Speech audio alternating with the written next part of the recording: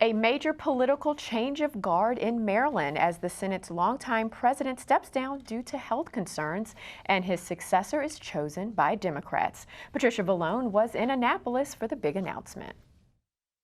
My mind is still strong, but my body is weak. He's the country's longest-serving state Senate president, but Mike Miller says now is the time to step down. The 76-year-old will end his 3-decade-long tenure because he says his battle with cancer has sapped his energy. I have a cancer. I have metastasized to the bone. It hasn't grown in the last 6 months, but I suffer from anemia. I suffer from fatigue, and this is a full-time job. It's a statewide job.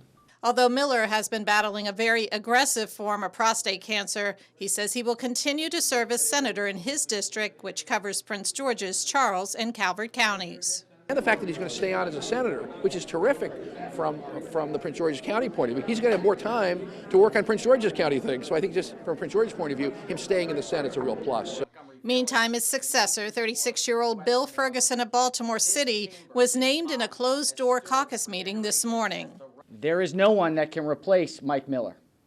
And what was clear over the last few months as this transition seemed more likely is that the only way that we will move forward is if we maximize the skills and talent of each of the 47 members of the Maryland Senate. And that is what will happen moving forward. Senator Doug Peters was initially thought to be a contender in the race, but ultimately the caucus voted unanimously for Ferguson. I thought the next best person who had a vision for the state, who was looking forward, who was transformational, not simply transactional, it was Bill. He's one of the strongest cheerleaders to make sure Kerwin becomes a reality, along with myself. So I think we've been in league together on a lot of the issues in front of us. Many see the change in leadership as a shift toward more progressive politics, especially regarding education and the environment. A formal vote by the full Senate takes place when the session starts in January. From Annapolis, Patricia Villone, CTV News. The House also recently changed leadership. It was just over 5 months ago when Adrienne Jones emerged as the compromise candidate during a contentious special session.